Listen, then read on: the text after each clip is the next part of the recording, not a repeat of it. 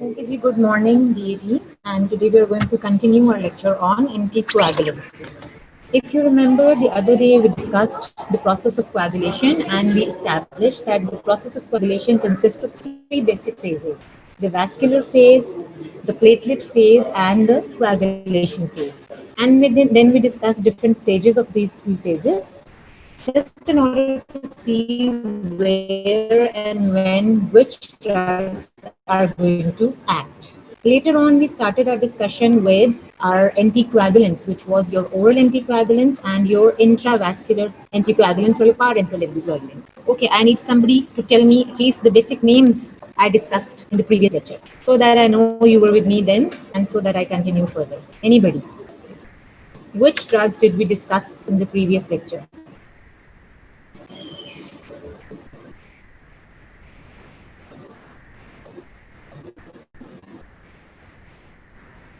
I am waiting, considering your slow typing speed. Yes, excellent. Heparin. And the other one? Warfarin. Excellent. So we discussed heparin and warfarin. Heparin was your parenteral anticoagulant and warfarin was your orally acting anticoagulant. As far as the vascular phase is concerned, since it's very immediate response to vessel wall injury, we are unable to three-step for our management is that we have to break down the already formed clots in the blood. ठीक है, तो अब हमने क्या किया कि हमने उस दिन अपनी बेसिक एंटीकोएगुलेंट को डिस्कस कर लिया जो फर्दर क्लॉट एक्सटेंशन या the already form clots in the blood. ठीक है, तो अब हमने क्या किया कि हमने उस दिन अपनी बेसिक एंटीकोएगुलेंट्स को डिस्कस कर लिया जो फर्दर क्लॉट एक्सटेंशन या थ्रोम्बस फॉर्मेशन जो है उसको प्रिवेंट करते हैं.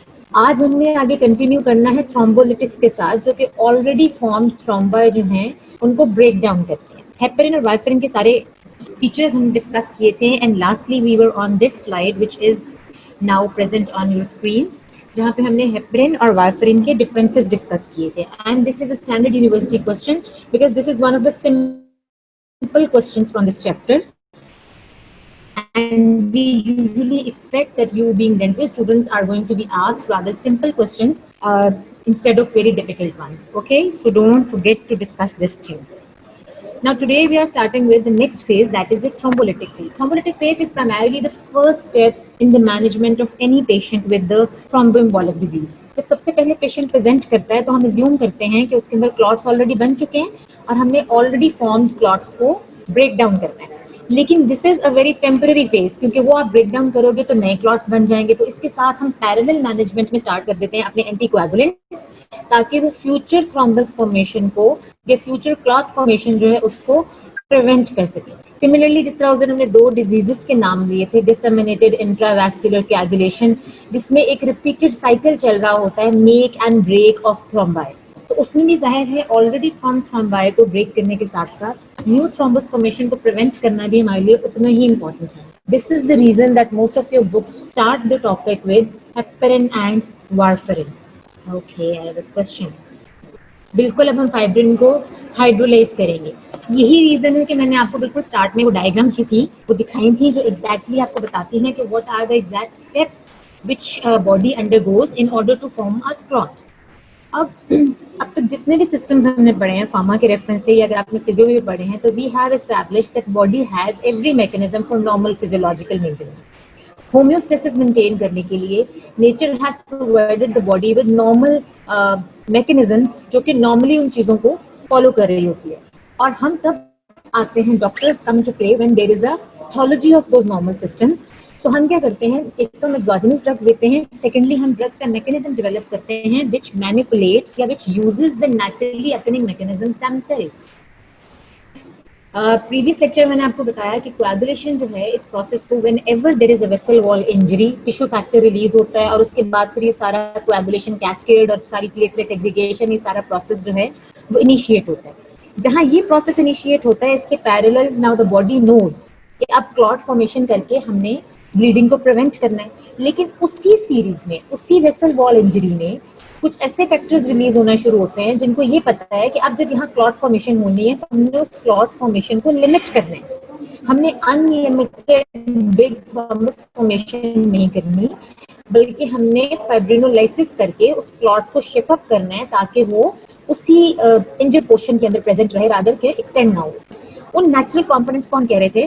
कहेंगे प्लाज्मिनोजेन, राइट। इसी तरह हेपरिन के मैकेनिज्म में अगर आपको याद हो तो मैकेनिज्म ऑफ क्या एक्शन क्या था? एनीबॉडी? कैसे एक्ट कर रही थी हेपरिन? डायरेक्टली एक्ट नहीं कर रही थी, it was not a direct inhibitor, वो इनडायरेक्टली थ्रोम्बस को इनहिबिट कर रही थी, प्रोथ्रोम्बिन की थ्रोम्बिन फॉर्मेशन को इनहिबिट कर रही थी। कैसे? किस चीज की हेल्प से? वो कौन सा नेचुरली अकरिंग एलिमेंट था जिसको यूज करके हेपरिन वो थ्रोम्बिन की थ्रोम्बिन में कन्वर्जन को प्रिवेंट कर रही थी? This is the reason I classified heparin under indirect thrombin inhibitors and I classified other some drugs under direct thrombin inhibitors. Why was it called indirect thrombin inhibitor? Which antithrombin? Exactly. Instead of going directly and attaching itself to thrombin and blocking it, ये क्या कर रही है? जो body के अंदर natural inhibitor of thrombin है, जो नेचुरली इसलिए बॉडी में प्रेजेंट है कि वो थ्रोम्बिन की एक्टिविटी को चेक कर सके। जैसे हमारी बॉडी में हर हार्मोनल रिलीज के लिए फीडबैक मैकेनिज्म्स हैं, negative and positive both. Similarly इस थ्रोम्बोटिक इवेंट को भी कंट्रोल करने के लिए body has got anti thrombin. Heparin ने उसी एंटी थ्रोम्बिन के एक्शन को फैसिलिटेट किया था और उसी को फैसिलिटेट करके उसने थ्रोम्बोसिस थ्रोम्बिन को की फॉर्मेशन को या प्रोथ्रोम्बिन की थ्रोम्बिन में कन्वर्जन को ब्लॉक किया था। सिमिलरली बॉडी में अब वो तो है प्रिवेंशन ऑफ थ्रोम्बोसिस। थ्रोम्बोसिस को लिमिट करने के लिए वेसल वॉल जब इंजर होती है तो वहीं से एक और चीज सीक्रेट होती है which is called your plasminogen. उसका पर्पस क्या होता है कि वो क्लॉटिंग को प्रिवेंट करने की बजाय क्लॉट को ब्रेक करे। यानी जब क्लॉट में फाइब्रिन प्लग्स बन रहे हैं तो उस फाइब्रिन की ब्रेकडाउन कॉज करती है, फाइब्रिनोलाइसिस कॉज करती है आपकी नेचुरली अकरिंग प्लाज्मिनोजेन। तो थ्रोम्बोलिटिक्स में हम क्या करते हैं? हम उसी नेचुरली अकरिंग प्लाज्मिनोजेन को यूज करते हैं, उसके एक्शन को प्रमोट करते हैं और अपनी जो फाइब्रिन बॉडी में बनी हुई है, क्योंकि आपको पता है फाइब्रिनोजेन इज इनएक्टिव, जब क्लॉट फॉर्मेशन हुई थी and we did this coagulation cascade जिसमें intrinsic and extrinsic pathway then simultaneously acted upon a common point, prothrombin to thrombin and then ultimately fibrinogen to fibrin। तो वहां पे क्या हो रहा था? ये फाइब्रिन क्लॉट में जाके इनकॉर्पोरेट हो रही थी और क्लॉट को स्ट्रॉन्ग कर रही थी। तो प्लाज्मिनोजेन जो है वो वहीं पे उसी इंजरी साइट पे रिलीज होती है, एक्टिवेट होती है और इसी फाइब्रिन को ब्रेक डाउन करती है। Not all the fibrin but the extra one, just to limit the extent of clot formation.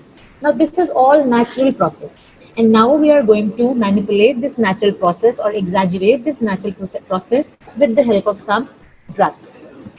I showed you this table or this sort of classification of drugs used in coagulation disorders. If you see at the top of this diagram, we have already discussed the anticoagulant portion, जिसमें हमने indirect thrombin inhibitors में heparins, direct thrombin inhibitors के अंदर हेरोडिन, एर्गैट्रोमेन, नालागैट्रन, जिनकी सिर्फ मैंने आपसे कहा था कि आपने नेम्स रिमेंबर करने हैं और आपको हेडिंग से पता चल गया है कि जी वो डायरेक्टली थ्रोम्बिन को अटैच करेंगे, थ्रोम्बिन को इनहिबिट करेंगे। थ्रोम्बिन इनहिबिट होगा तो कोएगुलेशन का प्रोसेस इनहिबिट होगा, फाइब्रिनोजेन फाइब्रिन में कन्वर्ट होगी और क्लॉट फॉर्मेशन नहीं होगी। फॉर यू पीपल चीज़ों को सिंप्लीफाई करके पढ़ो, उर्दू में ट्रांसलेट करके पढ़ो, लेकिन अपने वर्ड्स में अगर आप, क्योंकि आपका 3 मार्क्स का क्वेश्चन होता है and it's a very rare chance कि आपका 3 मार्क्स का क्वेश्चन सॉलिडली किसी एक मैकेनिज्म के ऊपर आ जाए। एमबीबीएस में 7 मार्क्स का क्वेश्चन होता है जिसमें 3 मार्क्स का ही तो पूरा मैकेनिज्म पूछ लिया जाता है, तो हम वहाँ इन डेप्थ जाते हैं। और रिमेंबर ये बुक्स जो हैं ये दोनों क्लासेस की हैं। आपने क्या करना है, आपने उसको 1 लाइन में जो है या 1.5 लाइन में एक्सप्लेन करना सीखना है। If you get a 3 marks question there is every chance कि उसमें हाफ पोर्शन जो है वो मैकेनिज्म का होगा और हाफ पोर्शन किसी और क्वेश्चन का होगा। तो आपको 1 लाइनर मैकेनिज्म जब प्रिपेयर करने होते हैं तो classification is the best route. एक तो आप क्लासिफिकेशन प्रिपेयर कर लेते हो, दूसरा यूजुअली क्लासिफिकेशन हमारी on the basis of mechanism of action हो रही होती है। तो जो क्लासिफिकेशन का टाइटल है, this helps you in answering your question in a simpler way and you will end up getting at least some marks if you try and understand it, right? And the third drug was your warfarin, which was your oral anticoagulant, जो कि liver के अंदर post translational modification of coagulation clotting factors जो है उसको block करती है। जब क्लॉटिंग फैक्टर्स जो हैं वो मॉड्यूलेट नहीं होते तो एक्टिवेट नहीं होते और अल्टीमेटली ये सारा process of coagulation phase block हो जाता है। इसी चार्ट में आप मेरे सेकेंड ग्रुप पे आएंगे विच इज ये thrombolytics and we have just said that thrombolytics are suppose to lyse your thrombus. Lytic mean breakdown, thrombo mean thrombus. So they are going to break your thrombus. और इनके names में क्या आएगा? Streptokinase and tissue plasminogen activators. इसमें certain drugs हैं जो सब classification में करूँगी तो उसमें थोड़ा डिटेल में explain कर दूँगी, but यहाँ पर आपके लिए ये 2-3 नाम ही काफी हैं. Okay? What happens in fibrinogen? It enhances the degradation of clots. It causes the activation of your endogenous proteases. Endogenous means which is already present inside the body. And plasminogen is converted into plasmin. अब तक मैं को ये 4 से 5 दफा बात repeat कर चुकी हूँ कि plasminogen is the natural protein present inside the body which is meant to break fibrin clots. Plasmin breaks down the fibrin clots. तो ये modification और limitation of thrombosis में काम आती है. Now look at this diagram. Diagrams are the best way of learning. Because आपको science says that आप जो जितने टेक्स्ट पढ़ते हो उसको रिटेन करने की क्वालिटी आपके ब्रेन में कम है. पिक्टोरल मेमोरी जो है वो ज़्यादा स्ट्रॉन्ग है आपका. So try to focus on the flow charts and diagrams, and even in the exams try to depict your answer with the help of your flow charts. आप जब इंग्लिश के sentences लिखते हो तो unfortunately you right up and up writing the wrong English, और अच्छी भली चीज़ को, अच्छे भले आंसर को आप रॉन्गली एक्सप्लेन कर देते हो जिसकी वजह से एग्जामिनर उसको मिस इंटरप्रेट करता है. तो try to support your answers with your flow charts. Flow charts में आपके is and are, grammar, English language के जो जितने भी हिचेस एंड क्लिचेस हैं वो एलिमिनेट हो जाते हैं और आपका आंसर जो है वो एक सिंपलर फॉर्म में एग्जामिनर तक पहुंच जाता है. You might not get full credit but you will get some credit, और उससे ये होगा कि आपके एग्जाम की पास परसेंटेज जो है वो इम्प्रूव हो जाएगी. Plasminogen. Okay, I have a question right here. Okay. Plasminogen is converted into plasmin, और इसी प्लाज्मिनोजन की और ये प्लाज्मिन का आप नीचे देखोगे, the plus sign shows the promotion and the negative sign shows the inhibition. Book में जहाँ जहाँ एक्टिवेशन और इनहिबिशन की बात होती है तो उसको हम डायग्रामेटिकली प्लस और माइनस साइन से डिपिक्ट करते हैं.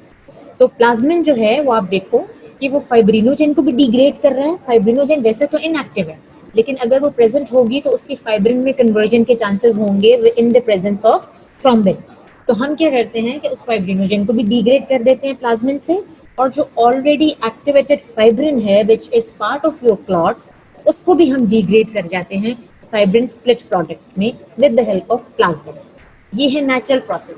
ये जो साइड से ड्रग्स आ रहे हैं these are going to show how we are going to manipulate और how we are going to exaggerate और इनहैंस दिस नेचुरल प्रोसेस. तो जो आपकी स्ट्रेप्टोकाइनेज है वो क्या करती है, वो इस प्लाज्मिनोजन की प्लाज्मिन कन्वर्जन को इनहैंस करती है. सिमिलरली आपके टिश्यू प्लाज्मिनोजन एक्टिवेटर एनालॉग्स जो हैं जो क्या काम करते हैं, टिश्यू प्लाज्मिनोजन एक्टिवेटर भी ऑलरेडी टिश्यूज में प्रेजेंट होते हैं. हम उसके एनालॉग्स जब बाहर से देते हैं, एक्सोजेनसली देते हैं, तो उनको हम कहते हैं टिश्यू प्लाज्मिनोजन एक्टिवेटर एनालॉग्स. वो भी वही काम करते हैं जो बॉडी में naturally present tissue plasminogen activator करेगा, कि वो प्लाज्मिनोजन को प्लाज्मिन में कन्वर्ट करते हैं and then plasmin is going to do its own action. जो right side of the diagram है उसको इस वक्त आप इग्नोर करो. जब हम सारे क्लॉटिंग डिसऑर्डर्स की जो हम कर लेंगे, एंटी कोएगुलेंट्स को स्टडी कर लेंगे, तो एंड में फिर हम ब्लीडिंग डिसऑर्डर्स को जो कंट्रोल करते हैं तो उस वक्त हम एंटी प्लाज्मिन्स को देखते हैं. अब आप ये देख सकते हो कि अगर हम प्लाज्मिनोजन को प्लाज्मिन में कन्वर्ट करवा के तो क्लॉट फॉर्मेशन को प्रिवेंट कर रहे हैं, इसका मतलब है हम ultimately in other words bleeding को प्रमोट कर रहे हैं. सो इन सम केसेस या in some diseases when there is excessive bleeding, तो उस एक्सेसिव ब्लीडिंग को हम कंट्रोल भी कर सकते हैं इसी तरीके से कि हम इसी प्लाज्मिनोजन की प्लाज्मिन में कन्वर्जन को ब्लॉक कर दें. और जब ये प्लाज्मिनोजन की प्लाज्मिन में कन्वर्जन ब्लॉक होती है with the presence of aminocaproic acid and tranexamic acid, तो उसको हम कहते हैं कि ये drug used in bleeding disorder है. Drug used in bleeding disorders में यूजुअली क्लिनिकली यही यूज होती है. ट्रानेक्सामिक एसिड को ट्रांजामीन के नाम से यूज किया जाता है क्लिनिकली, जिसका काम ये होता है कि वो रिगार्डलेस ऑफ द फैक्ट कि आपकी ब्लीडिंग किसी जेनेटिक डिसऑर्डर की वजह से है, हीमोफीलिया की वजह से है या किसी भी और प्रोसेस की वजह से है, वो सिंपली उसको सिम्टोमेटिकली मैनेज कर ले और वो प्लाज्मिनोजन को प्लाज्मिन में कन्वर्ट ना होने दे. जो बॉडी के नेचुरल क्लॉट फॉर्मेशन का प्रोसेस है उसको सपोर्ट करे, उसकी ब्रेक डाउन या उसकी फाइब्रिनोलाइसिस को प्रिवेंट करे. I hope this diagram is clear to you people. Almost every book has this flow chart in some form or another. There is no problem with that. Thank you, Ikra. You know, it's very difficult to keep on talking monotonously without any response or any involvement from the other side. तो अगर आप में से जो बच्चे respond करते हैं वो फिर प्रॉम्प्ट करते हैं टीचर को भी अपने लेक्चर को उसी तरह से उसके अकॉर्डिंगली मॉडिफाई करने के लिए.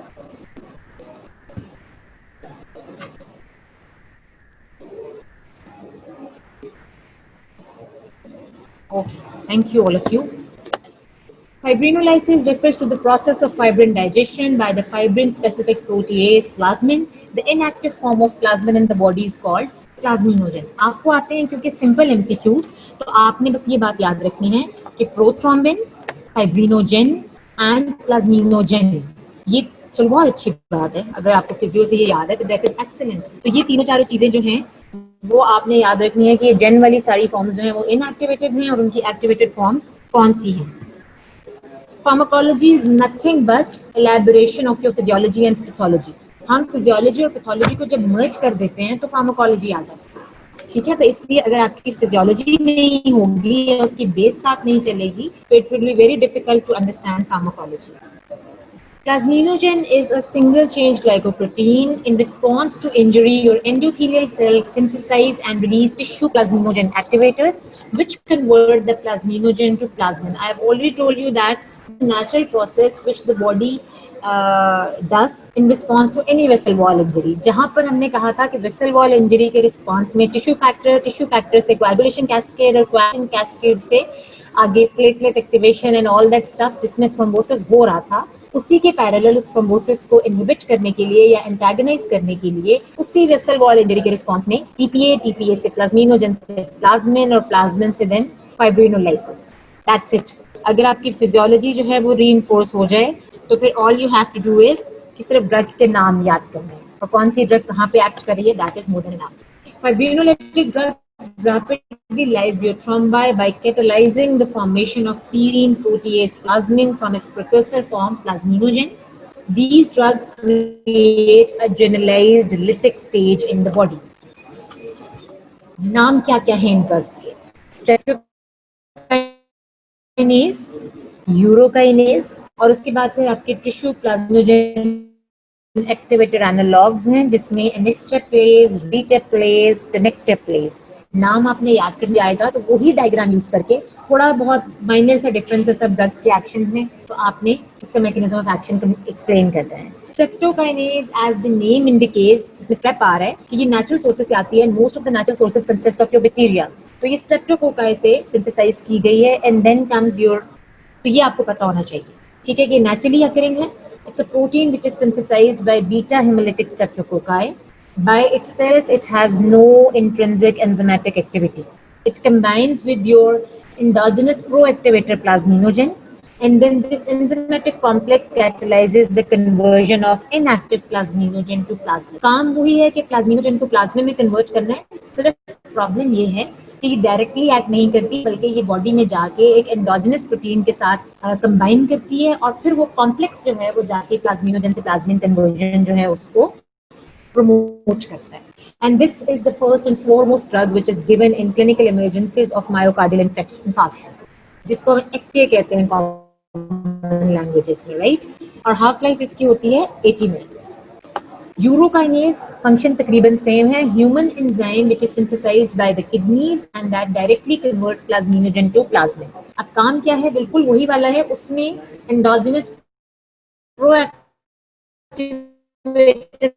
की हेल्प चाहिए थी, इसमें किसी एंडोजेनस शॉर्टकमिंग क्या है कि इसकी हाफ लाइफ बहुत शॉर्ट है. सेकेंडली नेचुरली अगर ये आप ह्यूमन सोर्सेस को सिंथेसाइज करोगे या इसको एक्सट्रैक्ट करोगे तो इस तरह की ड्रग्स रिलेटिवली एक्सपेंसिव होती हैं जिसमें टिश्यू इंजीनियरिंग और मॉडिफिकेशन रिक्वायर्ड हो. Tissue plasminogen activator. प्लाज्मिनोजन मैंने आपको भी पहले बताया है कि आपके टिश्यू से वेसल वॉल इंजरी से टीपीए सेक्रेट हो रहा था जो नेचुरली प्लाज्मिनोजन जो है उसको प्लाज्मिन में कन्वर्ट कर रहा है. तो टीपीए की एनालॉग्स जो है वो एग्जैक्टली वही काम करेंगे जो बॉडी में प्रेजेंट टीपीए कर रहा है. ठीक है. अच्छा, ये एक और मजे का point, these activators activate plasminogen which is bound to fibrin only. यानी आप अल्लाह ताला का नेचुरल कंट्रोल देखें कि वो unchecked tissue plasminogen activator action जो है उसको सपोर्ट नहीं कर रहे. पीपी वेसल वॉल इंजरी पे सिक्रीट जरूर हो रहा है. अब आपकी अक्ल कहती है कि अगर वो आ रहा है तो वो तो बॉडी के सारे फाइब्रिन को डिग्रेड कर देगा या वो सारे प्लाज्मिनोजन को एक्टिवेट कर देगा और एक ओवरऑल ब्लीडिंग की सिचुएशन क्रिएट हो जाएगी. तो ऐसा नहीं है. वो स्पेसिफिकली सिर्फ उसी प्लाज्मिनोजन को एक्टिवेट करता है जो कि फाइब्रिन के साथ बाइंड होती है. और फाइब्रिन क्या है? वो एक्टिवेटेड फॉर्म ऑफ फाइब्रिनोजन है जो सिर्फ क्लॉट के अंदर प्रेजेंट होती है. बाकी बॉडी में तो इनएक्टिव फाइब्रिनोजन प्रेजेंट है, वो तो क्लॉट के अंदर एक्टिवेट होगी ना. और वो कब एक्टिवेट होगी? जब ऑलरेडी कोएगुलेशन प्रोसेस जो है वो एक्टिवेट हुआ होगा. तो ये चीज सेंसेस में नहीं होगी. Now we come to the clinical indications, clinical uses. ये आपके सेम नेम्स हैं. आपको क्वेश्चन में इंडिकेशंस का वर्ड भी लिखा हुआ आ सकता है और आपको क्लिनिकल यूजेस का वर्ड भी लिखा हुआ आ सकता है. Pulmonary embolism, myocardial infarction. I hope you all know what is embolism. Severe DVT, deep venous thrombosis, such as superior vena cava syndrome. अगर आप ये सेंटेंस नहीं भी लिखो, DVT is fair enough for you people. Ascending thrombophlebitis. Thrombophlebitis, anybody knows what is this? When का नाम याद रखने की जरूरत नहीं है. अगर हम फेलेबाइटिस कह रहे हैं तो हम इन्फ्लेमेशन की बात कर रहे हैं और फेलेबाइटिस मींस कि किसी वेसल की इन्फ्लेमेशन की बात कर रहे हैं. तो थ्रोम्बोसिस और इन्फ्लेमेशन का प्रोसेस जो है इलियोफेमोरल वेन में उसको हम कहते हैं ascending thrombophlebitis, right. And then your acute ischaemic stroke. Ischaemic stroke basically क्या है? स्ट्रोक नेचुरली आपको पता है कि जब आपकी ब्रेन के अंदर कोई इंजरी चल रही है. और इस्कीमिक स्ट्रोक मींस कि there is some sort of, नहीं बेटा मीग्रेन में क्यों होगा? मीग्रेन तो आपकी ब्रेन में है. यहाँ हम इलियोफेमोरल की बात कर रहे हैं. इलियोफेमोरल कहाँ होगी? लेग्स में, लोअर लिम्ब में, ठीक है. इसलिए it has nothing to do with brain. Ischaemic stroke की अगर हम बात करें तो उसमें क्या होता है कि अगर आपके यही थ्रोम्बा है या यही क्लॉट जो है वो आपकी सेरेब्रल वेसल्स को ब्लॉक कर लें तो सेरेब्रल वेसल की ब्लॉकेज की वजह से जो है इस्कीमिक स्ट्रोक हो जाएगा, क्योंकि आपके ब्रेन के टिश्यूज जो हैं उनका इस्कीमिया हो जाएगा. तो इसीलिए मैंने उस दिन कहा था कि इस्कीमिक स्ट्रोक और हेमरेजिक स्ट्रोक में डिफरेंशिएट करना इज वेरी इंपॉर्टेंट. तो इस्कीमिक स्ट्रोक के सिनेरियो में हम लोग नेचुरली जो है थ्रोम्बोलिटिक्स भी दे सकते हैं, हम एंटीकोएगुलेंट्स भी देंगे. लेकिन उसके पैरेलल अगर हेमरेजिक स्ट्रोक हो रहा है, सिम्टम्स क्योंकि बहुत सिमिलर होते हैं, तो हेमरेजिक स्ट्रोक में अगर हम लोग यही चीजें दे देंगे तो वो तो डिजास्टर्स हो जाएगा. वो पहले ब्लीड की वजह से. तो यही वजह है कि आपने अगर कोई सीवीए के साथ पेशेंट प्रेजेंट होता है, अगर ब्रेन के किसी इशू के साथ पेशेंट प्रेजेंट करता है, तो there is very important point जिसमें हमने डिफरेंशिएट करना है कि ये हेमरेजिक स्ट्रोक है या इस्कीमिक स्ट्रोक है. इस्कीमिक स्ट्रोक में हम ये सब चीजें यूज करते हैं और हेमरेजिक स्ट्रोक में इन सब चीजों को अवॉइड करते हैं. आपको बताने का पर्पस ये है कि अगर आपने क्लिनिकल इंडिकेशंस में या क्लिनिकल यूजेस में, एंटीकोएगुलेंट्स के क्लिनिकल यूजेस में या थ्रोम्बोलिटिक्स के क्लिनिकल यूजेस में स्ट्रोक लिखना है तो उसके साथ इस्कीमिक का वर्ड जरूर लिखें, क्योंकि ischaemic stroke is an indication and haemorrhagic stroke is a Contra indication. तो थ्योरेटिकली आपको भी, अगर आप क्लिनिकली नहीं भी इन चीजों से डील करेंगे तो थ्योरेटिकली ये चीजें आपको याद रखना जरूरी है. ओके, ये जी डायग्रामेटिक रिप्रेजेंटेशन है कि किस तरह से हमारी बॉडी में जब आपकी कार्डिक आर्टरी कोई ब्लॉक होती है, जब यहाँ पर थ्रोम्बस बनता है, तो इस वक्त हम क्या कह रहे होते हैं कि ये मायोकार्डियल इंफार्क्शन हो रहा है, क्योंकि जो भी उसका सबसीक्वेंट टिश्यू है जिसको वो सप्लाई कर रही है वो सारा टिश्यू जो है उसका इस्कीमिया हो जाएगा. ठीक है, ये आपकी कॉरोनरी वेसल्स की बात हो रही है. And then your ischaemic stroke जिसमें आपकी सेरेब्रल वेसल्स की बात हो रही है, जब वहाँ पर कोई ओक्लूजन होगी, वहाँ पे कोई प्लैक फॉर्मेशन या कोई थ्रोम्बस फॉर्मेशन होगी, तो नेचुरली जो उसका सबसीक्वेंट एरिया सप्लाइड होगा उसका भी इस्कीमिया कॉज हो जाएगा. इसको हम कहते हैं ischaemic stroke. And then your pulmonary embolism, since all the blood which is circulating in your body has to go through your pulmonary circulation, and unfortunately the pulmonary circulation has very small vessels. तो अगर एक छोटा सा भी clot होगा तो there is a probability of blockage in your alveolar blood supply. इसीलिए हम एम्बोलिज्म कहीं पे भी हो सकता है, लेकिन उसकी मैनिफेस्टेशन यूजुअली पल्मोनरी एम्बोलिज्म की फॉर्म में आती है। अभी रिसेंटली ये कोविड-19 के साथ भी यही चीज़ र्यूमर के तौर पे आ रही है कि बेसिकली ये एक एंटीजन एंटीबॉडी रिएक्शन है जो बॉडी के अंदर एक जनरलाइज्ड थ्रोम्बोएम्बोलिक स्टेट क्रिएट कर देता है, और जो पल्मोनरी सिम्पटम्स आते हैं वो लंग डैमेजिंग की बजाय बल्कि वहाँ पर पल्मोनरी एम्बोलिज्म की वजह से या ये थ्रोम्बोटिक इवेंट्स की तरह वजह से होते हैं। But these are still speculations, a lot of work and research is required. ये शेयर करने का पर्पस ये है कि आपकी रियल लाइफ से रिलेट करना है आपकी स्टडीज को, सो दैट अगर आप घर बैठ के पढ़ने की बजाय सोशल मीडिया पे कोविड-19 को भी देख रहे हैं तो उसको भी इसके साथ कोरिलेट कर सकें। कॉन्ट्राइंडिकेशंस, आई जस्ट सेड कि इंडिकेशंस मतलब यूजेस, और कॉन्ट्राइंडिकेशंस वो कंडीशंस जिसमें आपने इन ड्रग्स को बिल्कुल नहीं देना। Unfortunately, after so many years of medical training, still students fail to understand the word contraindication. Contra means opposite, block, no, negative. Surgery within 10 days. If the person is supposed to undergo a surgery within coming 10 days, तो naturally हम उसको ऐसी कोई thrombolytic या anticoagulant drug नहीं देते, क्योंकि body के अंदर उसका एक्शन प्रोलॉन्ग्ड होता है, और सर्जरी के दौरान जब आप एक्सटर्नल मैनिपुलेशन करते हो तो ब्लीडिंग की प्रोबेबिलिटी बढ़ जाती है। सिमिलरली सीरियस जीआई ब्लीड की अगर कोई एपिसोड पेशेंट में हुई हो with in the last few months, तो हम supposedly अवॉइड करते हैं फाइब्रिनोलिटिक्स को या थ्रोम्बोलिटिक्स को। If the patient has history of malignant hypertension, that is severe hypertension, तो उसमें भी प्रॉब्लम ये है कि अगर ब्लीडिंग हो जाए तो हाइपरटेंशन के पेशेंट में ब्लीडिंग को कंट्रोल करना थोड़ा डिफिकल्ट हो जाता है। एनी एक्टिव ब्लीडिंग डिसऑर्डर, मतलब अगर आपको पता है कि आपके पेशेंट हीमोफीलिया से सफ़र कर रहा है या और किसी ऐसे ब्लीडिंग डिसऑर्डर से सफ़र कर रहा है, तो उस केस में हम इसको अवॉइड करेंगे। And previous history of cerebrovascular accident, जो मैंने कहा कि जिसमें आपके हेमरेजिक स्ट्रोक की प्रोबेबिलिटी हो, उस सिनेरियो में भी हम इसको कॉन्ट्राइंडिकेट करते हैं। Dosages are not important for you people, आपने सिर्फ ये याद रखना है कि क्योंकि स्ट्रेप्टोकाइनेस जो है वो नेचुरल सोर्सेज से आती है, तो वो बॉडी के अंदर इम्यून रिस्पॉन्स जनरेट कर सकती है।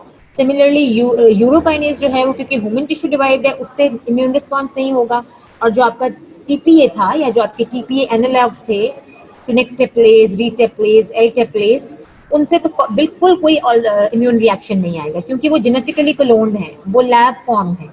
हमेशा नेचुरल सोर्सेज की इम्यून रिस्पॉन्स जनरेशन प्रोबेबिलिटी ज़्यादा होती है, जो आपकी सिंथेटिक ड्रग्स होती हैं उससे हाइपर सेंसिटिविटी रिएक्शंस रिलेटिवली कम होते हैं। द चार्ट अगेन, हम ये चार्ट पहले देख चुके हैं। यस, इंडिकेशंस मीन किन कंडीशंस में यूज करनी है, और कॉन्ट्रा इंडिकेशंस मीन्स किन कंडीशंस में यूज नहीं करनी है। इंडिकेशंस को वो कहीं कहीं क्लिनिकल यूजेस के नाम से भी लिख देते हैं, और कॉन्ट्रा इंडिकेशंस को वो कहीं कहीं प्रिकॉशंस के नाम से भी लिख देते हैं, ठीक है, या विच कंडीशंस आर देयर, जबकि हम जिसमें हम इस ड्रग को अवॉइड करेंगे। मतलब क्वेश्चन फेस करने का तरीका मैंने भी रिसेंटली देखा है कि स्टूडेंट्स की फेल होने की वजह ये है कि वो क्वेश्चन को इंटरप्रेट गलत करते हैं। आप लोग इस तरह से ट्रेंड होते हो, हाँ, आप लोग इस तरह से ट्रेंड होते हो कि आपको एक बचपन से जिस तरह होता है कि शॉर्ट क्वेश्चन दे दिया जाए और आपको उसको एग्जैक्ट आंसर लिखने को दे दिया जाए तो you would be happy to attempt. लेकिन अब क्या होता है कि क्वेश्चन को हम फ्रेज डिफरेंटली करते हैं, और जब आपकी इंग्लिश लैंग्वेज के थ्रू उसको थोड़ा सा मॉडिफाई किया जाता है, उसको जो थोड़ा सा चेंज किया जाता है, तो बच्चे कंप्लीटली उसको इंटरप्रेट ही नहीं करते हैं, और एक ऐसा आंसर जो उनको आता होता है वो भी वो लिख कर नहीं आता। Okay, heparin which was your parental anticoagulant, warfarin which was your oral anticoagulant. आपके थ्रोम्बोलिटिक ड्रग्स के अंदर ये प्रोटोटाइप मतलब मेन ड्रग, आप लोगों के लिए इंपॉर्टेंट है कि आप हर चैप्टर में फार्मा में प्रोटोटाइप्स पे फोकस करें, ठीक है। और बाकी ड्रग्स के आपको नाम तो आते होंगे, जब आपने प्रोटोटाइप प्रिपेयर की, इवन हम एमबीबीएस में भी यही कहते हैं कि आप प्रोटोटाइप प्रिपेयर करो और प्रोटोटाइप के अकॉर्डिंगली मैकेनिज्म और इफेक्ट्स प्रिपेयर करो, और अगर उससे सिमिलर कोई भी ड्रग आ जाए तो वही नॉलेज उसके ऊपर अप्लाई करो। थ्रोम्बोलिटिक ड्रग्स की प्रोटोटाइप स्ट्रेप्टोकाइनेज है, सेकेंडरी ड्रग्स में यूरोकाइनेज और टीपीए एनालॉग्स आ जाते हैं, और अब हम लास्ट ग्रुप अपना स्टार्ट करने लगे हैं which is your anti platelet drugs, जिसमें हमारी प्रोटोटाइप होगी aspirin. All right, okay. So thrombus formation में प्राइमरी प्रिवेंशन के लिए, किसी भी क्लॉट को फॉर्मेशन को प्राइमरीली प्रिवेंट करने के लिए सबसे पहले जो ग्रुप ऑफ ड्रग हम देते हैं that is your anticoagulant. Anticoagulants are effective in the prevention and treatment of thrombosis in your venous and arterial both systems, right? उसके बाद सेकेंडरी प्रिवेंशन में हमारे पास आ जाती हैं एंटी प्लेटलेट्स, जिनका पर्पस क्या होता है कि उन्होंने बेसिकली यूजुअली आर्टीरियल ब्लड के अंदर एक्ट करना है, क्योंकि arterial blood is rich in your platelets. जब आर्टरी से फिजियोलॉजी में आप पढ़ के आए हो, ब्लड वेन्स में जाता है तो सम हाउ प्लेटलेट्स जो हैं वो ज़्यादा क्रॉस नहीं करती। जो आपका वीनस ब्लड होता है उसमें प्लेटलेट्स की प्रेजेंस जो है वो रिलेटिवली कम होती है। इसलिए एंटी प्लेटलेट एजेंट्स जो हैं वो usually they are reserved for your arterial thrombosis. Anticoagulants जो हैं वो वीनस थ्रोम्बोसिस में ज़्यादा प्राइमरीली यूज होते हैं, लेकिन आर्टीरियल में भी हम कर सकते हैं, दोनों में। लेकिन एंटीप्लेटलेट एजेंट्स की यूजफुलनेस जो है वो आर्टीरियल थ्रोम्बाई के अंदर ज़्यादा है। Antiplatelet drugs are generally only considered for arterial or intracardiac thrombosis if you have a patient of myocardial infarction या फिर angina आपके घर में, तो you must have seen that they are taking lifelong aspirin, लोप्रिन के नाम से, ठीक है, और साथ में लोकलेट के नाम से वो क्लोपिडोग्रेल भी ले रहे होंगे। तो तीसरी जो हमारे पास ग्रुप था, जो हमारे फाइब्रिनोलिटिक्स थे, वो क्या करते हैं? They are the drugs which have a direct action to dissolve your existing thrombi, and they are used for the acute treatment of thrombosis, namely the treatment of acute myocardial infarction, ischemic stroke, and your massive pulmonary embolism. Clexane injection बेटा heparin है, ये low molecular weight heparin जो है उसको हम कहते हैं Clexane, ठीक है। अगर आपने क्लेक्सेन देखा है तो आपको पता होना चाहिए कि फिर क्लेक्सेन के अंदर क्या है। हेपरिन, जिसके अंदर मैंने आपको कहा था कि अनफ्रैक्शनेटेड हेपरिन जो है, ये हमने उस दिन डिस्कस किया था कि वो लॉन्ग टर्म यूज के लिए नहीं होती है, क्योंकि उसके में मॉनिटरिंग रिक्वायर्ड है, वो आईवी रूट से दी जाती है, तो इसलिए वो हम सिर्फ हॉस्पिटल में देते हैं। अगर आपने डिस्चार्ज पेशेंट को घर में देना है तो हम लो मॉलिक्यूलर वेट हेपरिन देते हैं, क्योंकि वो सबक्यूटेनियस इंजेक्शन की फॉर्म में जाती है, जो कि आप घर पे भी लगा सकते हो, और सेकेंडरीली उसका रिस्क ऑफ ब्लीडिंग रिलेटिवली कम होता है, एंड थर्डली उसकी मॉनिटरिंग रिक्वायर्ड नहीं होती है। तो इसलिए क्लेक्सेन इंजेक्शन जो है वो आपकी एग्जैक्टली कोरोना में भी दे रहे हैं। मैंने अभी थोड़ी देर पहले कहा कि कोरोना के अंदर अब रिसेंट रिसर्च यही कह रही है कि कोई लंग डिस्ट्रक्शन की बजाय ये एक बॉडी का थ्रोम्बो एम्बोलिक इवेंट है, जिसमें पूरी बॉडी के अंदर ऐसा इम्यून रिस्पॉन्स जनरेट होता है जो क्लॉटिंग को प्रमोट करता है। तो अब समझो कि डीआईसी जैसी कंडीशन हो गई है बॉडी में, ओवरऑल हर जगह कोएगुलेशन हो रही है, तो जो भी आपका ससेप्टेबल ऑर्गन होगा उसमें प्रोबेबिलिटी है कि वहां पे क्लॉट जाकर स्टक हो जाए। और क्योंकि लंग्स जो है वो सबसे ज्यादा सेंसिटिव है, सारी ब्लड सप्लाई वहां जा रही है और वहां जाके सॉर्ट ऑफ ब्लड फिल्टर हो रहा होता है, तो इसलिए लंग्स के अंदर पल्मोनरी एम्बोलिज्म के फॉर्म में ये ज्यादा जल्दी मैनिफेस्ट होता है। अभी रिसेंटली आपने केसेस सुने होंगे जो अपेरेंटली कोरोना से रिकवर कर गए, but on the third fourth day वो मायोकार्डियल इन्फेक्शन की कंप्लेन के साथ दोबारा प्रेजेंट की है, या गॉड फॉरबिड वो उनकी डेथ हो गई। तो उसमें क्या रीजन थी कि वही हम सपोज करते हैं कि वही over activation of your thromboembolic events जो है वो अल्टीमेटली मायोकार्डियल इन्फेक्शन या थ्रोम्बोसिस में रिजल्ट किया है। And yes, you are right, absolutely, D dimer test से हम उसको डायग्नोज भी कर रहे हैं। लेकिन स्टिल मैं ये बात रिपीट करूंगी कि दीज आर ऑल स्पेकुलेशन। आपकी बुक्स में अब तक जितनी डिजीजेज आप पढ़ रहे हो बेटा, उस पर years and years of research have been done. हमने हर एस्पेक्ट से उनको स्टडी किया है, उसके बाद उनको बुक्स में डाला है। तो कोरोना तो भी इनिशिएट हुआ है, it's going to take us at least another 10 years to establish इसका पैथोफिजियोलॉजी, इसकी ड्रग्स, वो सारी चीजें क्या हैं, ठीक है। तो that is the reason it is thought to be very dangerous, क्योंकि जब किसी चीज का पता नहीं होता तो फिर उससे ज्यादा डर लगता है। Okay, the last group of discussion is your anti platelet agent. ये मैं इसीलिए इंटरेस्ट ले रही हूँ और मैं चाह रही हूँ आप भी इंटरेस्ट लो, क्योंकि आजकल की जो प्रॉब्लम है उसके ऊपर जो है ये बहुत ज्यादा उसके साथ कोरिलेटेड है। कुछ हॉस्पिटल्स दे रहे हैं इंटरल्यूकिन के साथ भी इसको डील करें, क्योंकि वो भी देन अगेन आपको पता है कि जो साइटोकाइंस हैं वो आपके इन्फ्लेमेटरी प्रोसेसेस जो हैं उसका एक हिस्सा है, तो वो हॉस्पिटल टू हॉस्पिटल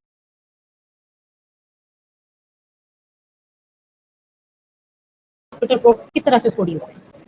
ठीक है जी। प्लेटलेट्स, प्लेटलेट्स क्या करती हैं? प्लेटलेट्स जब प्लेटलेट क्लॉट बनाती हैं तो they can cause myocardial infarction, they can cause stroke, and they can cause peripheral vascular disease. और ये तीनों कंडीशंस ऐसी हैं जो आर्टीरियल ब्लड में हो रही हैं। ठीक है, कॉरोनरी आर्टरी आर्टरी है, सेरेब्रल आर्टरी आर्टरी है।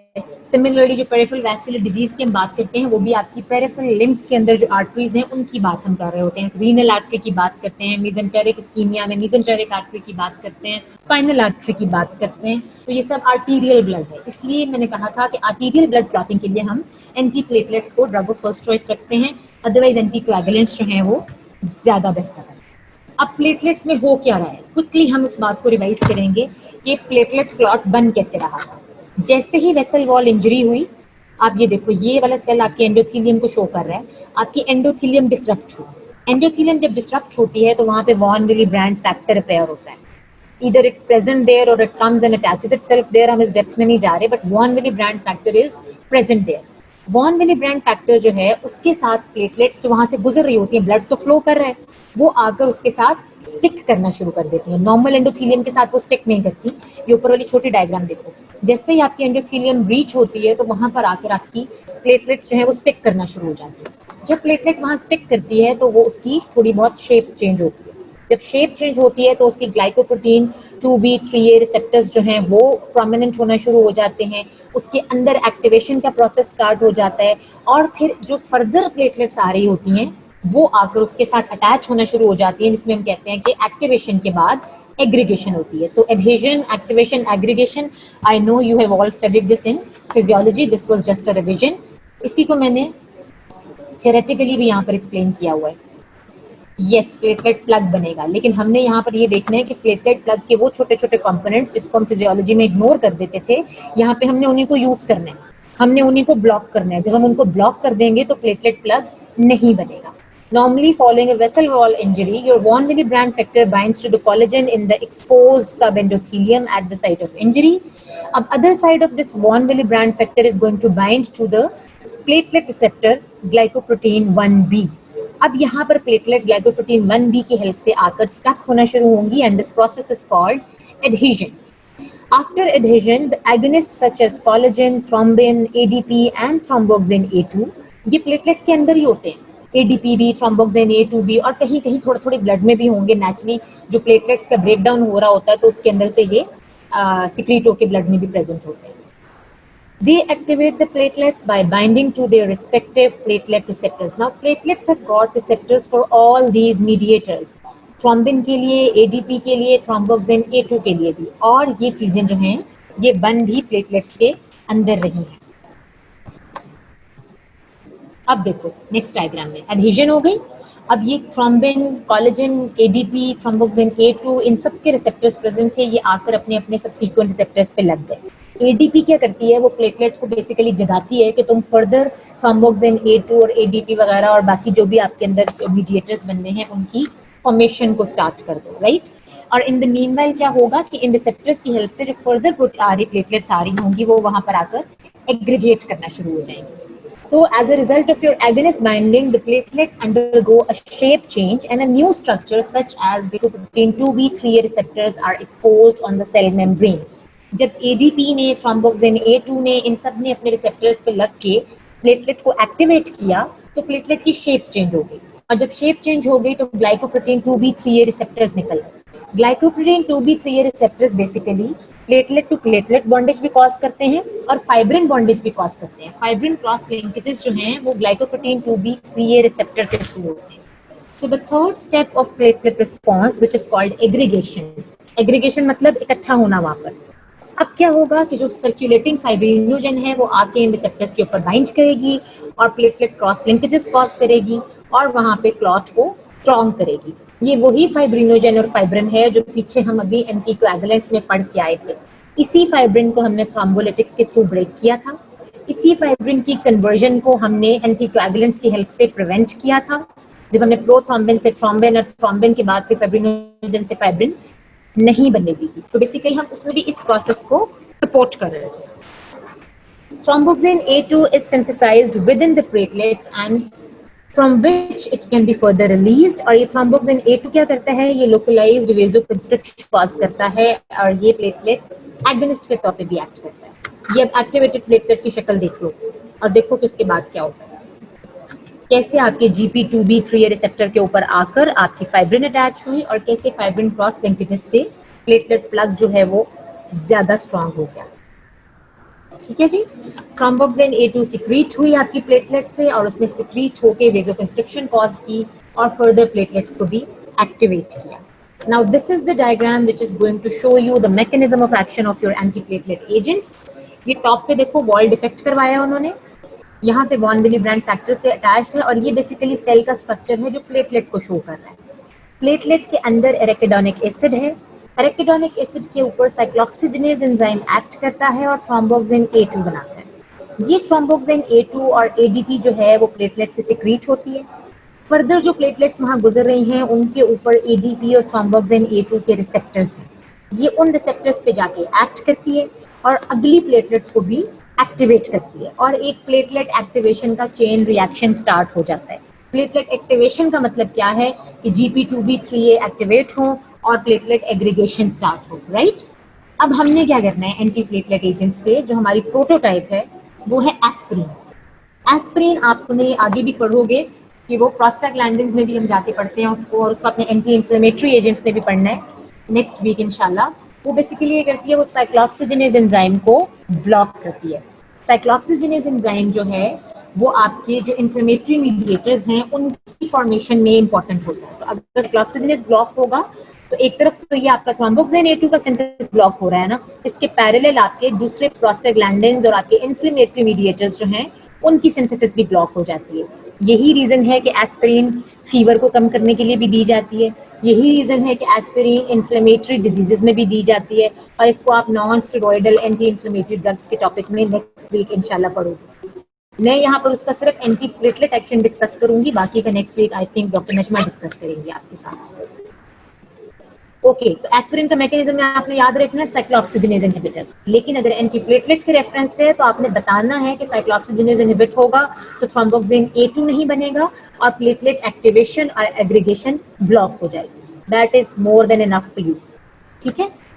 उसके बाद सेकेंडली, अगर फर्ज करो ADP और थ्रोम्बोक्सिन A2 बन गया, अब already formed ADP thromboxane A2 को भी तो ब्लॉक करना है ना, तो फिर उसके लिए हमारे पास second step of antiplatelet agent आ जाएगा, जो कि हमारा ADP और थ्रोम्बोक्सिन A2 रिसेप्टर एंटागनिस्ट है, जिसको हम कहते हैं क्लोपिडोग्रिल एंड टिक्लोपिडी। इसको हम ADP रिसेप्टर एंटागनिस्ट के नाम से क्लासिफाई करते हैं। अब थर्ड देखो, अगर फर्ज करो कि हमने सेकंड स्टेप ऑफ एक्टिवेशन को भी स्किप कर दिया, यानी समहाउ आपकी प्लेटलेट एक्टिवेट भी हो गई। एक्टिवेट होने का मतलब है कि उसके ऊपर ग्लाइकोप्रोटीन 2B3A रिसेप्टर एक्सपोज हो गया। अब आपका काम ये है कि आप उस ग्लाइकोप्रोटीन 2B3A रिसेप्टर को ब्लॉक कर दो, ताकि further cross linkages with fibrin जो है उसको प्रिवेंट कर सको। तो उस पर्पस के लिए, उस स्टेप के लिए हमारे पास जो ड्रग्स हैं उनको हम कहते हैं ग्लाइकोप्रोटीन 2B3A रिसेप्टर एंटागनिस्ट, और उनके नाम हैं abciximab, eptifibatide and टाइरोफिबैन।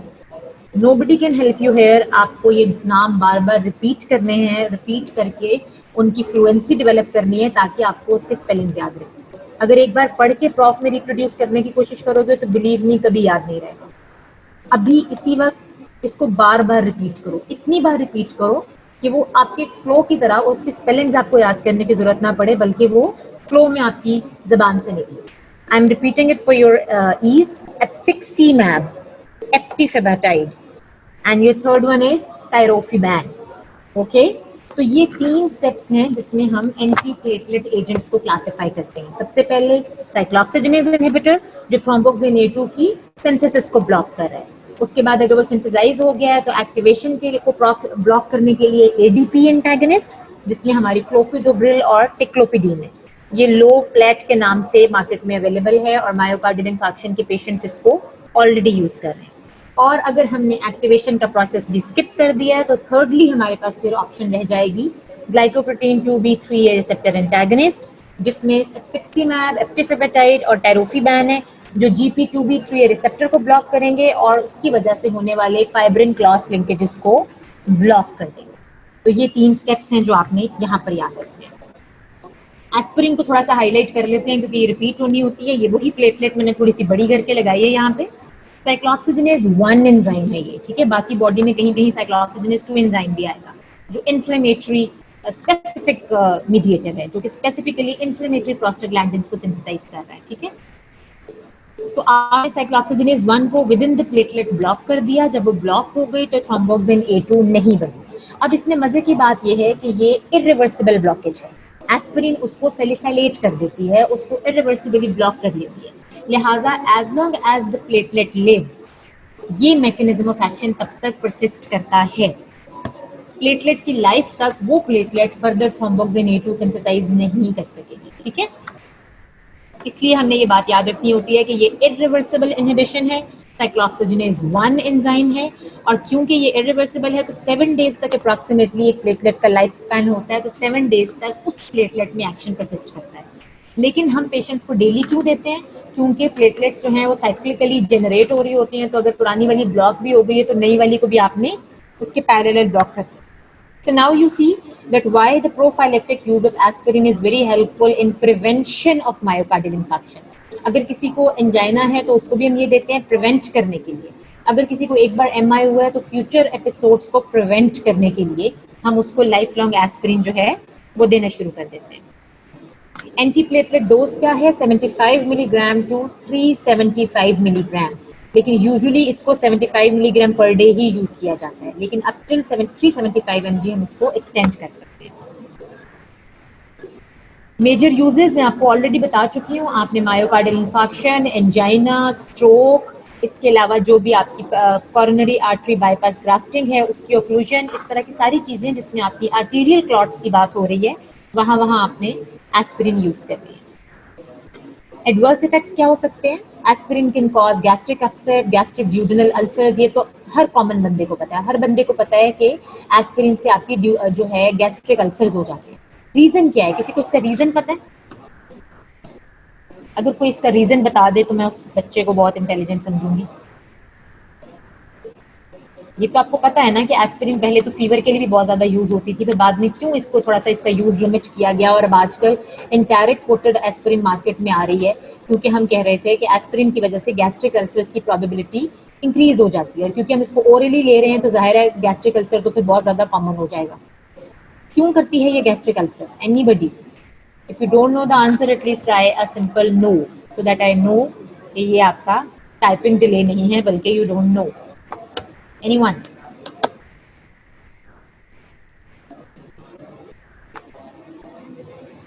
I assume it's a no, so I'm going to tell you because we are short of time. बेटा आपकी म्यूकोजल प्रोटेक्शन के लिए आपकी गैस्ट्रिक जो लाइनिंग है, वॉल जो है, वो प्रोस्टाग्लैंडिन से लाइंड होती है। जो आपने अगर फिजियोलॉजी में पढ़ा होगा, एसिड इफेक्ट नहीं होता। समझते हम यही है कि एस्पिरिन एक एसिड है तो ये एसिड इफेक्ट करता है। बेसिकली होता क्या है कि आपने फिजियोलॉजी में पढ़ा होगा कि आपकी गैस्ट्रिक म्यूकोजा जो है उसके अंदर म्यूकस प्रोटेक्शन होती है, म्यूकस लाइनिंग होती है, और म्यूकस के अंदर प्रोस्टाग्लैंडिन्स भी होती है। ये आपकी नॉर्मल होम्योस्टेटिक प्रोस्टाग्लैंडिन्स हैं जिनका काम है कि वो आपकी म्यूकोजा जो है उसको प्रिवेंट करें आपके जो भी आप फूड बाहर से ले रहे हो उससे। जब आप पेशेंट को एस्पिरिन देते हो तो वो आपकी नॉर्मल साइक्लोऑक्सीजनेज, क्योंकि साइक्लोऑक्सीजनेज 1 भी करती है ब्लॉक और साइक्लोऑक्सीजनेज 2 को भी ब्लॉक कर देती है, तो जो वहाँ पे आपकी नॉर्मल होम्योस्टेटिक साइक्लोऑक्सीजनेज 1 है, जब वो ब्लॉक हो जाती है तो आपकी जो लोकल म्यूकोजा है उसकी प्रोस्टाग्लैंडिन जिस प्रिवेंटिव कोटिंग है वो ब्लॉक हो जाती है। तो जब वो कोटिंग ब्लॉक हो जाएगी, एक गोली खाने से नहीं होता gastric ulcer. Naturally aspirin patient lifelong ले रहे हैं, तो जब localised prostaglandin prostacyclin production block हो जाएगी तो प्रिवेंटिव इफेक्ट ऑफ प्रोस्टाग्लैंडिन खत्म हो जाएगा। इस वजह से हम कहते हैं कि गैस्ट्रिक अपसेट कॉज करती है, और क्योंकि ये खुद एसिडिक इन नेचर होती है तो नेचुरली फिर उसका डैमेज ज्यादा होगा। जीआई ब्लीड कर सकती है, रैशेज और एस्थमा कुछ भी हो सकता है, but it is contraindicated in patients who have bleeding disorders. तो बस ये बात आपने याद रखनी है। एडीपी एंटागनिस्ट के नाम मैं आपको बता चुकी हूँ, टिक्लोपिडीन एंड क्लोपिडोग्रिल, और ये are going to irreversibly block your ADP receptors on the platelets and hence they are going to block your platelet aggregation. ये देखो, ये आपका एडीपी रिसेप्टर है, इसके ऊपर ये क्लोपिडोग्रिल आके लग गई। जब क्लोपिडोग्रिल आके लग गई तो अब फर्दर उसके ऊपर एडीपी आकर नहीं लगेगा। अगर एडीपी नहीं लगेगा तो ये प्लेटलेट एक्टिवेट नहीं होगी, मतलब इसकी शेप चेंज नहीं होगी। नहीं बेटा, एपिस्टैक्सिस क्यों कॉज करेगी? एपिस्टैक्सिस की तो रीजन बिल्कुल डिफरेंट होती है, उसके साथ तो प्रोस्टाग्लैंडिन का कोई रोल नहीं है ना एपिस्टैक्सिस के अंदर। हाँ, अगर किसी के अंदर प्रोबेबिलिटी ज्यादा है एपिस्टैक्सिस की, या कोई पेशेंट प्रोन टू एपिस्टैक्सिस है, तो जाहिर है उसकी ब्लीडिंग, क्योंकि एस्पिरिन ने आपके प्रिवेंशन खत्म कर देनी है, उसने प्लेटलेट एग्रीगेशन खत्म कर देनी है, तो हम ये कह सकते हैं कि अगर epistaxis already patient is prone to epistaxis तो उस पेशेंट में एपिसोड ज्यादा हो सकते हैं। ठीक है, एक नॉर्मल पेशेंट के अंदर एपिस्टैक्सिस नहीं करवाएगी, क्योंकि जाहिर है एपिस्टैक्सिस को रोकता कौन है? प्लेटलेट क्लॉट, और जब आपने प्लेटलेट ही ब्लॉक कर दी एस्पिरिन की हेल्प से, तो प्लेटलेट क्लॉटिंग नहीं होगी, तो जो आपकी प्राइमरी प्रिवेंशन है, जो आपका फर्स्ट डिफेंस ऑफ बॉडी है, वो ब्लॉक हो गया होगा। इसलिए हम इसमें एपिस्टेक्सिस को लेबल नहीं करेंगे, जनरलाइज्ड ब्लीडिंग का नाम लेंगे कि किसी भी तरह की ब्लीडिंग जो है उसको ये प्रमोट कर सकती है, उसके अंदर हम नहीं लेंगे। स्टमक लाइनिंग की ब्लीडिंग हो जाएगी ना जब वहां पर लोकली जो है आपका, एक तो ये कि प्लेटलेट्स एक्टिवेटेड नहीं है, फाइन। दूसरा, आपकी स्टमक लाइनिंग की प्रोस्टाग्लैंडिन्स जो है वो खत्म हो गई हैं साइक्लोसिस में इसकी ब्लॉकेज से। अब जो भी चीज आप खाओगे वो आपकी स्टमक लाइनिंग को डैमेज करेगी। जो स्टमक के अंदर एसिड प्रेजेंट है वो स्टमक लाइनिंग को डैमेज करेगा, और यूजुअली वो ब्लीडिंग जो है वो एसिड डैमेज की वजह से होती है। पर हाँ, हम कह सकते हैं कि उसमें सेकेंडरी इफेक्ट ये भी है कि क्योंकि वहाँ पे लोकली प्लेटलेट्स भी जो है वो ब्लॉक्ड है, तो नेचुरली वो ब्लीडिंग जो है वो फिजियोलॉजिकली नहीं रुकती। तो ये भी एक कंट्रीब्यूटिंग फैक्टर है। But the major cause is कि हम प्रोस्टाग्लैंडिन इनहिबिट कर रहे हैं, और प्रोस्टाग्लैंडिन जो है वो नेचुरली गैस्ट्रिक एसिड अल्सरेशन को प्रिवेंट करती है।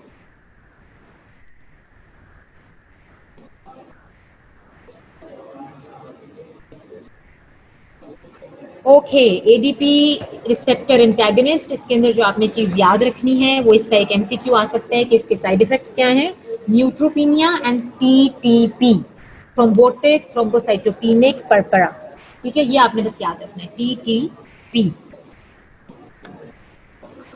इंपॉर्टेंट बात क्या है कि क्लोपिडोग्रिल हमने प्रेफर करनी है, टिक्लोपिडीन नहीं करनी। बाकी क्यों करनी है ये आपके लिए इंपॉर्टेंट नहीं है, आप बस इतना याद रखो, clopidogrel and ticlopidine both are your ADP antagonist, among which clopidogrel is relatively preferred over your ticlopidine. And then your third group जो मैंने डायग्राम में ऑलरेडी एक्सप्लेन कर दिया था, glycoprotein 2b3a receptor antagonist, usually इनकी जरूरत नहीं पड़ती। हम क्लिनिकली सिर्फ जो है एस्पिरिन और एडीपी एंटागनिस्ट ही यूज करते हैं। बहुत कोई रेयर केस होगा तो ये यूज करना पड़ेगा, वरना हम इनको यूज नहीं करते। अब सिक्सीनैब, एक्टिफेपेटाइड एंड टायरोफिबैन, और आपको पता होना चाहिए कि ये क्रॉस लिंकेजेस ऑफ प्लेटलेट को प्रिवेंट करते हैं। It prevents the binding of platelet with thrombin, with fibrin, and with 1 millibrand factor in your endothelium. ये तीनों काम इसने ब्लॉक करते हैं। ये देखो, ये आपकी एक्टिवेटेड प्लेटलेट है। जब प्लेटलेट एक्टिवेट होती है तो हम इसको स्टार शेप से शो कर रहे हैं, और स्टार शेप में उसका GP2B3A रिसेप्टर प्रोमिनेंट हो गया। जब उसको आपने ब्लॉक किया तो फाइब्रिन बाइंडिंग जो है वो नहीं हो रही है। जब फाइब्रिन बॉन्डिंग नहीं हो रही है तो इसका मतलब है क्रॉस लिंकेजेस नहीं हो रही हैं, क्लॉट फॉर्मेशन जो है वो नहीं हो रही है। That's all. Any questions, anyone? I've tried to make it simple for you people. Rest is up to you कि आप उसको सिंप्लीफाई करके कैसे पढ़ते हो और साथ साथ कैसे प्रिपेयर करते हो।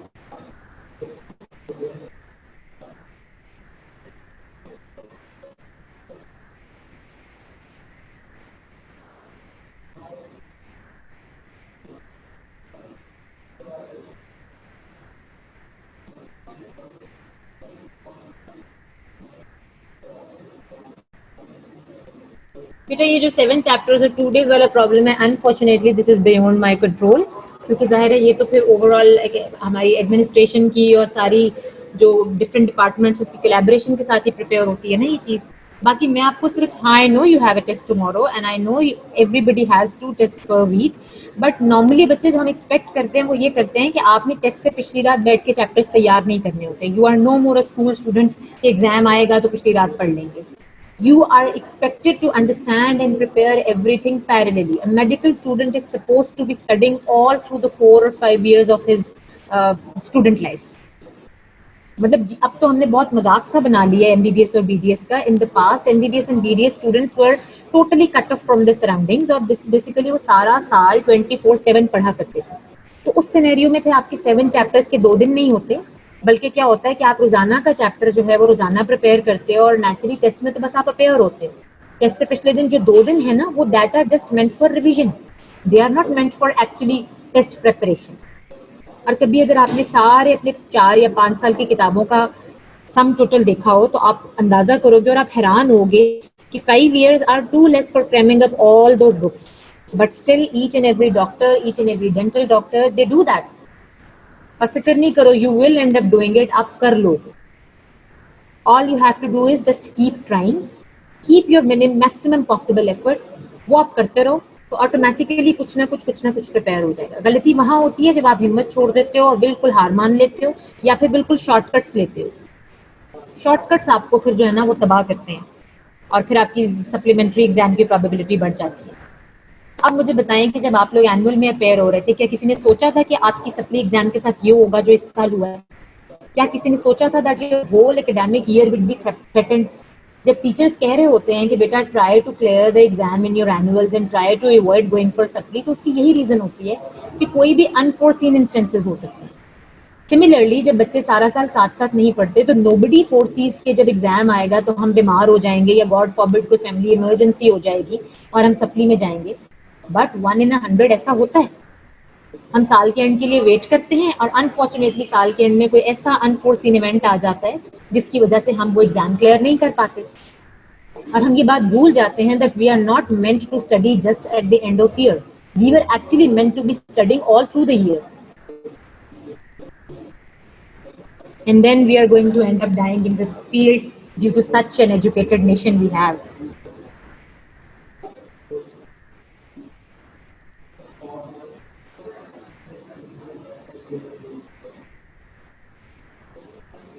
Okay, so I think everything is clear so far.